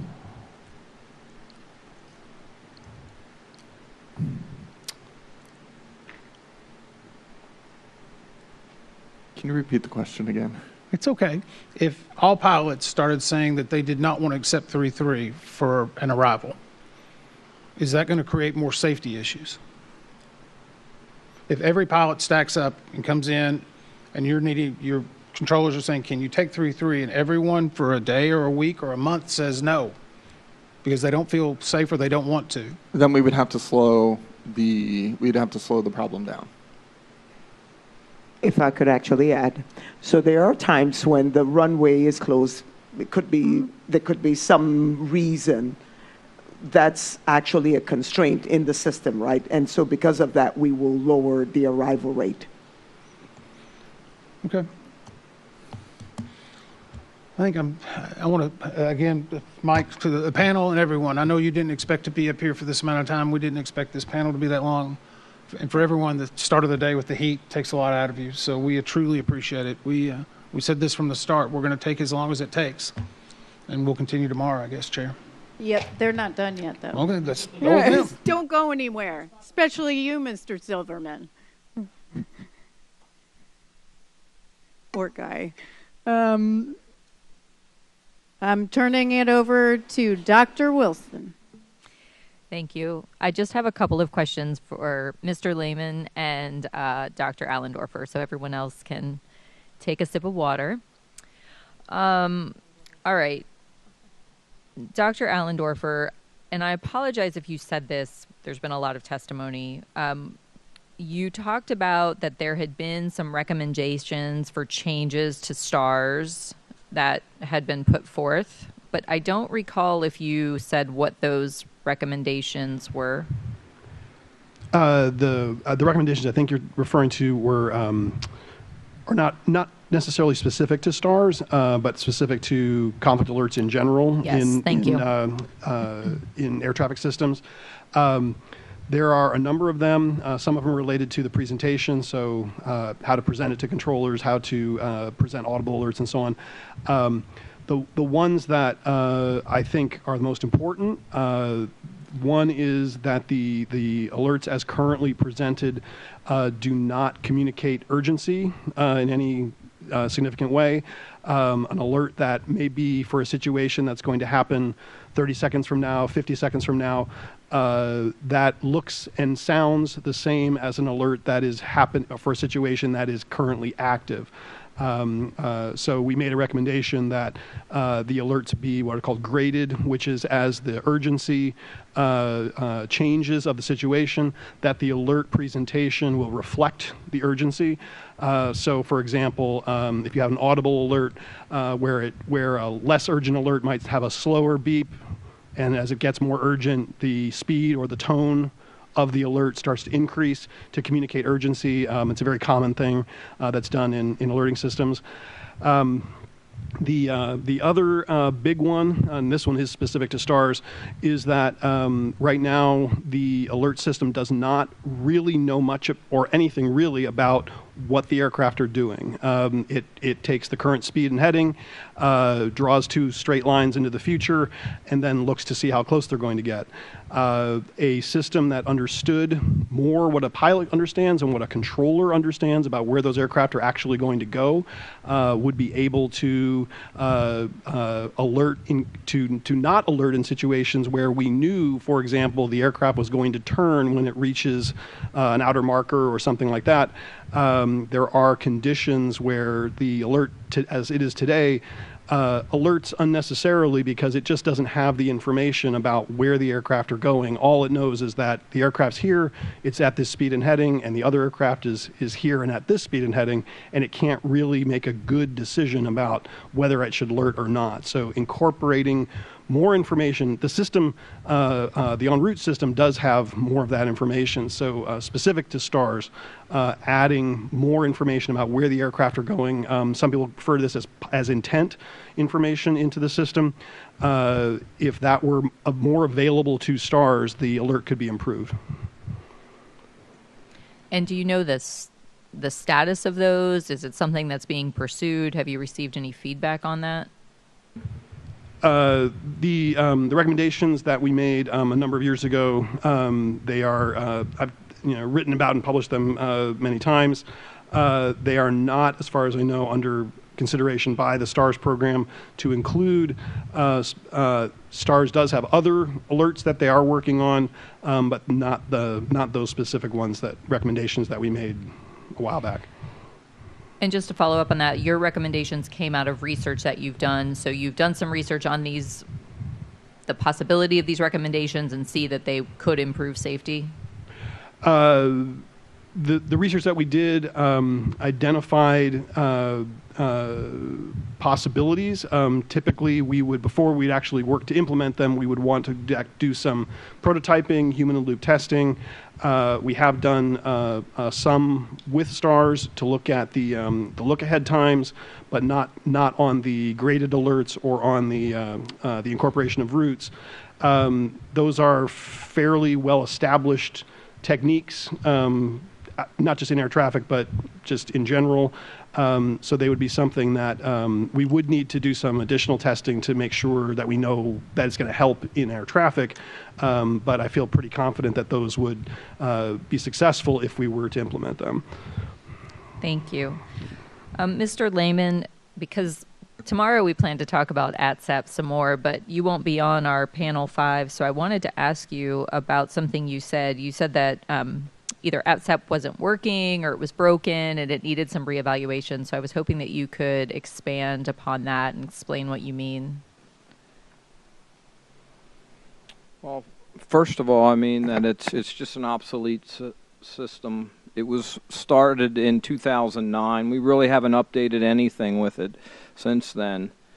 But to expand on what I mean by this is, if a controller, or a supervisor for that matter, someone working traffic, has an issue, a safety issue, within 24 hours they can go and they can file a ATSAP report.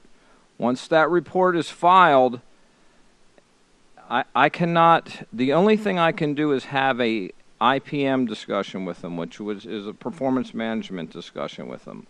That is the only thing that I can do.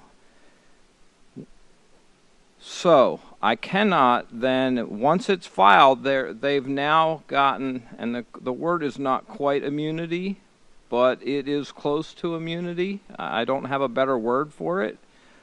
They're using that data, but I cannot then, when we go to individual performance, it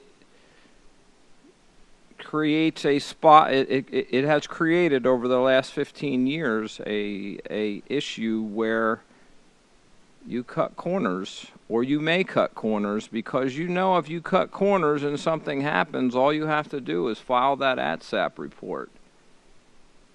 And over the course of 15 years, we have gotten from a spot of, you know, professionalism and performance here, and we have shrunk it. Not a lot, but enough that the margins are bigger. And quite frankly, not only is it a manager's point of view, I know plenty of controllers, and I won't say that all of them think this, but there are, it's kind of the elephant in the room that no one wants to talk about, that no one is happy with the ATSAP program. So that I don't have the ability then, for the most part, to go and retrain people that I believe need to be retrained. It's taken out of my hands. The only thing I can do is have a discussion with them, and it's not enough. Do you have a suggestion for a different program, or is there a different method that these safety concerns can be reported? If we wanted to use somewhat of the same model, I would suggest that everyone that is on the board would be not in air traffic and not in the union. We would be only SMEs.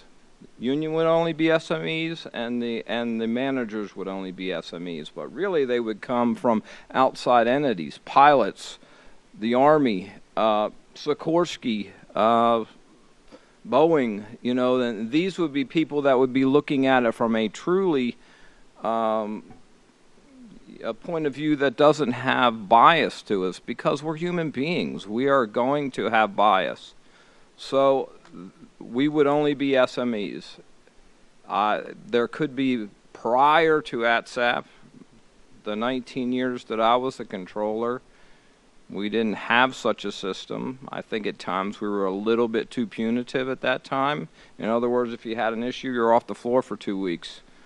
You kind of walked the walk of shame every day. Some days it was a little bit good to have a little bit of the walk of shame, kind of deterred you from doing it in the future. But we could find some sort of middle ground. We just need to find that middle ground. Thank you, and thank you to everyone who took the time to answer our questions. That's all that I have. Chairwoman Hamady, nothing more from the tech panel. All right.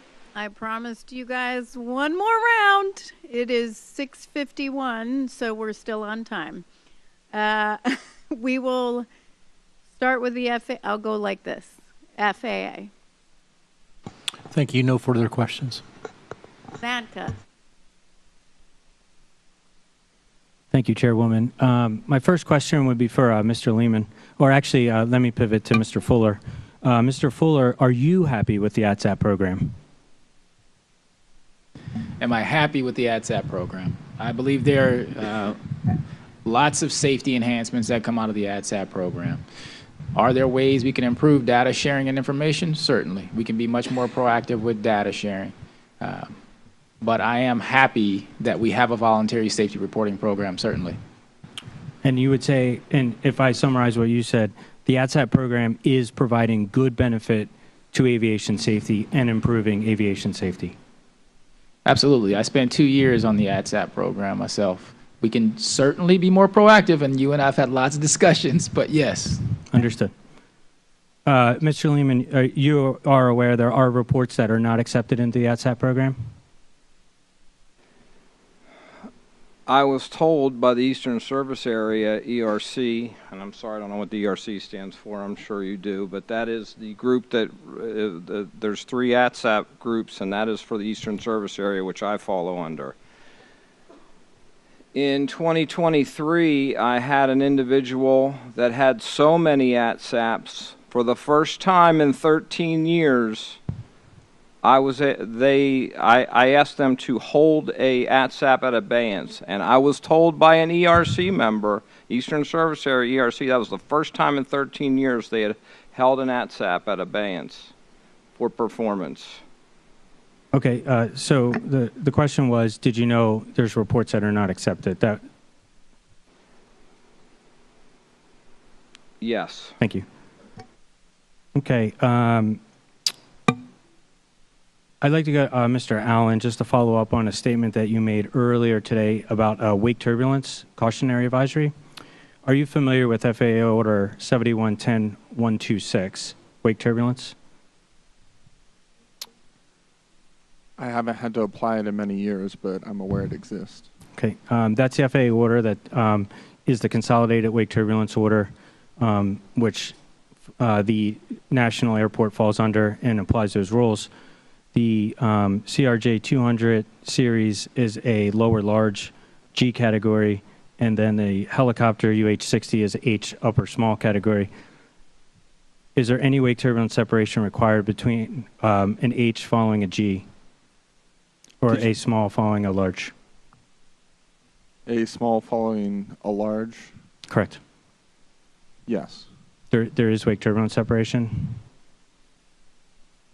Yes. What would that be? I believe it is 3 miles. Okay, I don't think that's quite accurate, but we'll address it in the comments. Sure off the top of my head. And then the wake turbulence caution advisories, when are they required? I would defer to the order. Okay. Thank you. We didn't hear that. Who would you need to defer to? I'm sorry. I said I would defer to the order. Okay. Okay, thank you. So we had a few just follow-up questions on the arrival rate and its standard. So when the arrival rate is set and determined for the national airport, is it considering one or multiple runways? Multiple runways. Like currently, of course, it could change depending on whatever is going on for that day, but multiple runways. So is it safe to assume then arriving runway 1, you would have to circle and land runway 33 to accept the maximum rate set if the 2-runway configuration is put in place? Correct. Okay. So, Mr. Silverman, question for you, if you can answer, is are you aware when pilots may refuse the circle and land runway 33? Are you talking like on a daily basis? Anytime.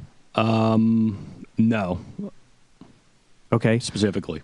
So, question back for the FAA then would be, if pilots start refusing to circle and land runway 33, would you continue with that plan or adjust the arrival rate back since you cannot land 2 runways? We will adjust the rate down. You would lower the rate? Correct. What would you lower it to? It all depends on what's going on. There are actually times when we're not even using runway 1 and we're using runway 33 because of the weather conditions. So it all depends. We take everything into consideration.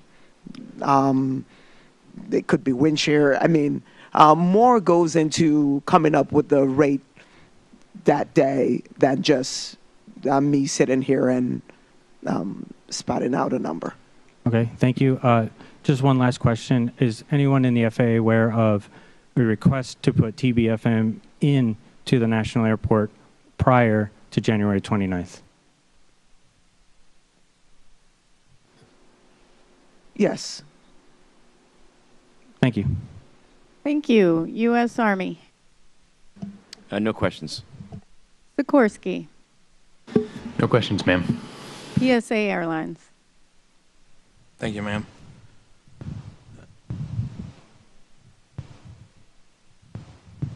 All right. Let me get this going here real quick. Sorry. Yeah, Mr. Van Venkten. Can you hear me? Sorry. Let me speak into the mic. Question for you. As I was earlier, I was talking about spotting aircraft and looking at them. So I want to return to that thought here a little bit here. So when you were interviewed by the NTSB, you said there is an incentive for pilots to call traffic in sight before it was actually spotted. What is that incentive? I use the word incentive. I believe so. I don't remember that. There's no incentive to call traffic in sight prior to spotting it. Yeah, I can look. I mean, I believe it was in the on page 66 of the field notes in the Hilo group when they talk to you. If I don't remember saying that, there would be no incentive to call traffic prior to spotting it. Yes. No, there'd be no incentive. Do you know it was Mr. Van Vechten? Because I think I have that same quote, but I don't have it from him. Let me pull it up. I could be wrong. It's a bullet underneath him. It said there was incentive to call traffic in sight before it was spotted. Page 66 there of the field notes. In the field notes. Have you looked at the interviews? Oh. I can go on, ma'am. I'm sorry. I know it's late. One more question for you there. We're talking a lot about cultural lighting and flying down Route 4 there. So, and you said it was much easier to see the silhouette of an aircraft on 1. Say that again? It was easy to see an aircraft approaching on 1? Correct. So, would it not be just as easy if the aircraft was breaking off the approach on 1 to circle to land to 33? No, not necessarily, because typically your attention is focused landing runway 1. You would have to be aware that an aircraft was circling to land runway 33, and then yes, it would be the same because it would still be silhouetted on the horizon. What I meant was because a large percentage of the traffic lands runway 1, it's easier to pick them up because that's where you'd be scanning. Gotcha, thank you. And on that same thought there, at 200 feet and below, as we talked about there on Route 4, would you have your iPad out there using it at that time? No, you definitely would not have it out. Okay, thank you. No further questions.